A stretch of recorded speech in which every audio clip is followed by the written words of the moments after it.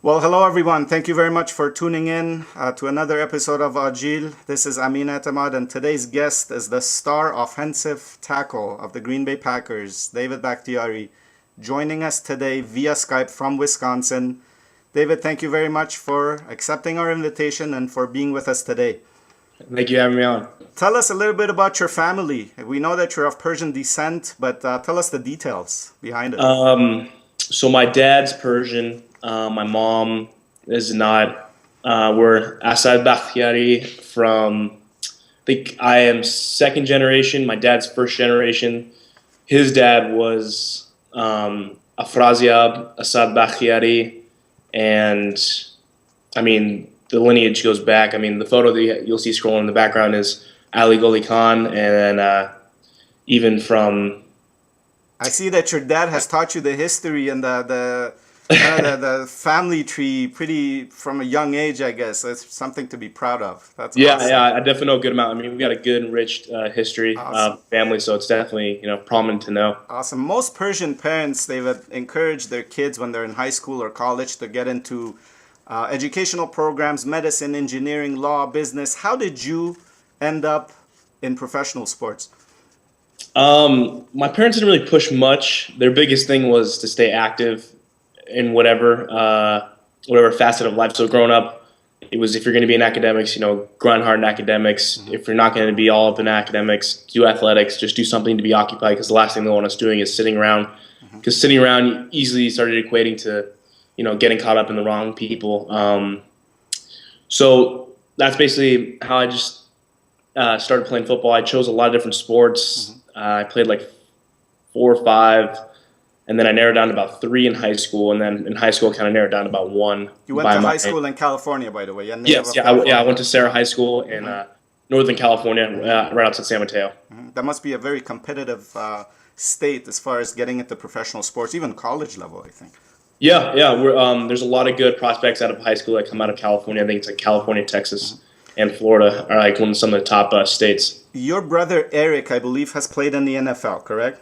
Yeah, he played 5 years and just retired this year. Has he been a big inspiration for you as far as, pushing yourself and getting into professional sports and getting into the NFL, which is such a hard task for any athlete to get into? Yeah, I mean, tremendously. I mean, he was basically guiding me ever since I was 18. As soon as I accepted my scholarship to play at the collegiate level, he's been, the forefront for me. He kind of, as we say, he kind of paved the way for me to get to where I am today. And I attribute a lot of my success to him, and he's been a great help, a great deal. And he's not only that, but he's a great brother and a great friend. And when did you actually realize that you were good enough to be eligible for the NFL?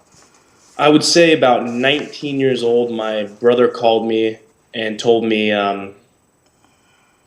if you keep playing the way you're doing, and, because I got all these accolades after my redshirt freshman year, he goes, I'm playing, with these guys in the NFL, and you could be one of these guys. You can easily compete with them.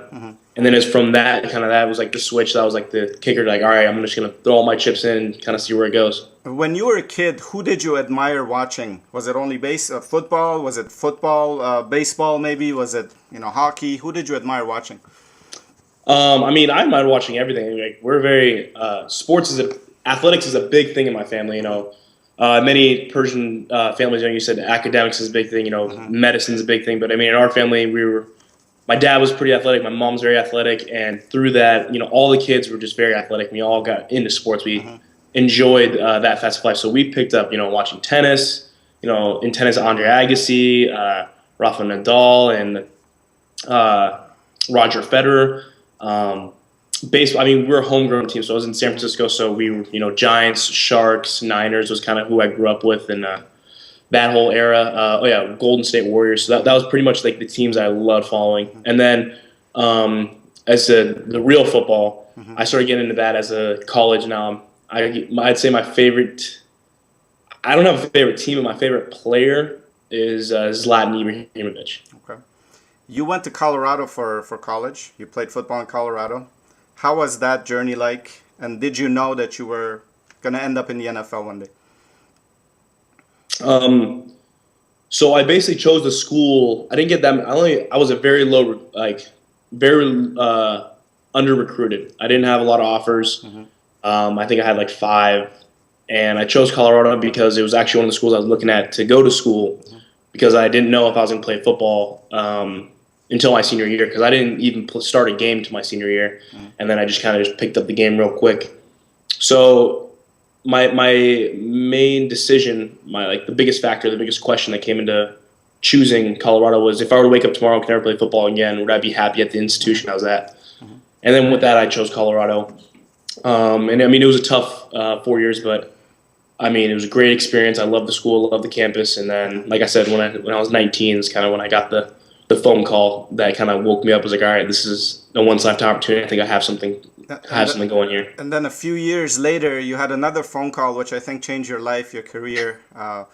Draft day, you graduate of Colorado, and you get drafted by the Green Bay Packers as an offensive tackle, left tackle.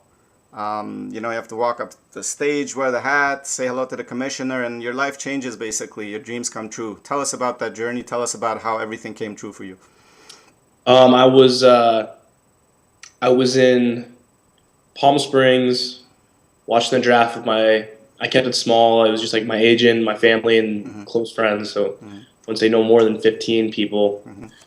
And then when the call came, I saw the area code was Green Bay, and then I just kind of you knew. And then I was like, wow, this is actually happening. When I was on the phone, and I mean, it was a cumulative success and achievement for my whole family. All of us were very proud.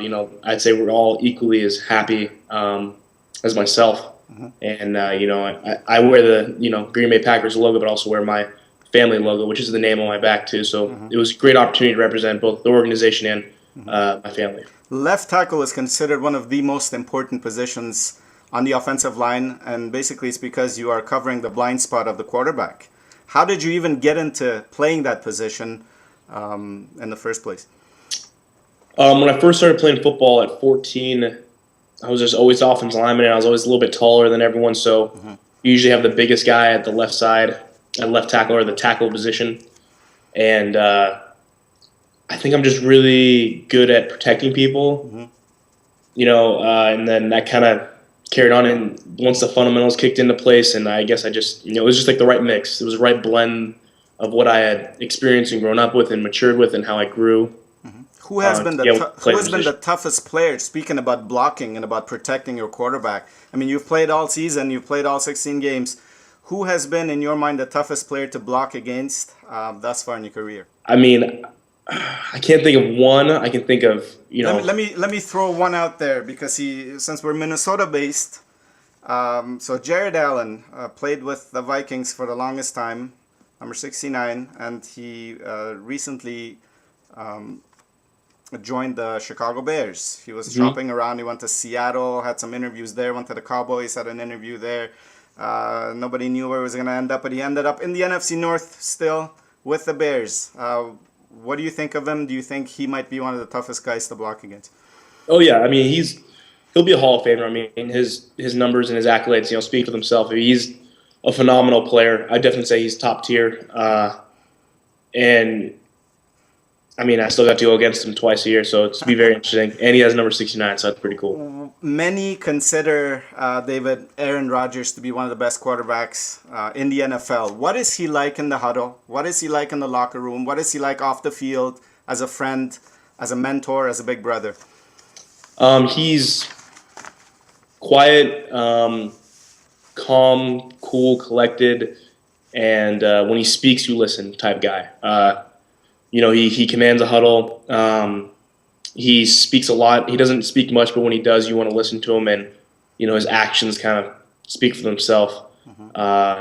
He knows he's going to go out there and play, and he'll let if he ever has a bad game, he's going to put it all on himself, and because he knows he has to hold himself to not only a high level but an elite level, and that's something to that's something to say about his character. The official 2014 calendar or schedule for the Packers, we know who the opponents are. So at home, you're going to be playing, obviously, the NFC North opponents, Detroit, Minnesota, and Chicago, as always. But we know that you're going to be playing Atlanta, Carolina, New England, the Jets, and Philadelphia. And away games, you're going to be playing New Orleans, Tampa Bay with Lovie Smith joining their new coach. Buffalo, Miami, and the Seattle Seahawks, the Super Bowl champions. Your thoughts on 2014 and your second season? It's a good schedule.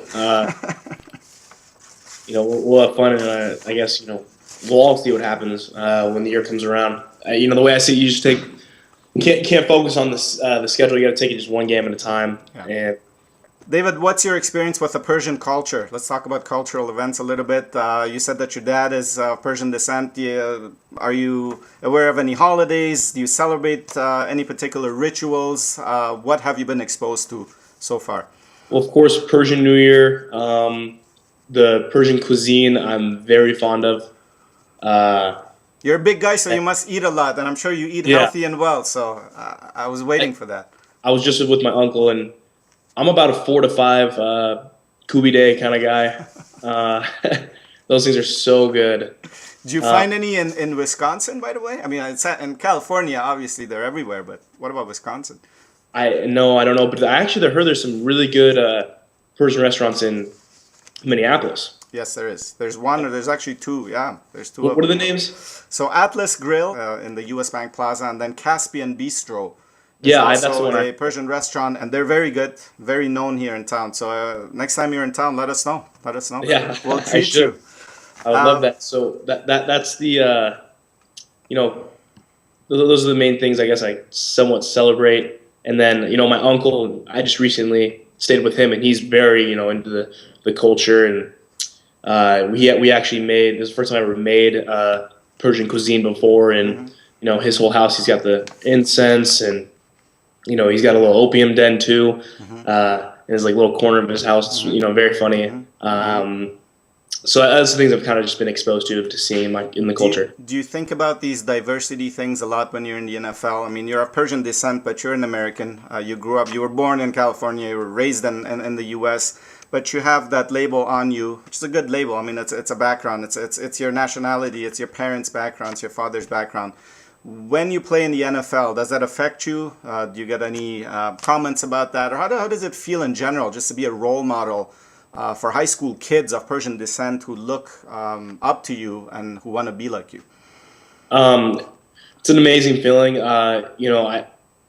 It takes to hear someone say that to really think about it and grasp that that concept.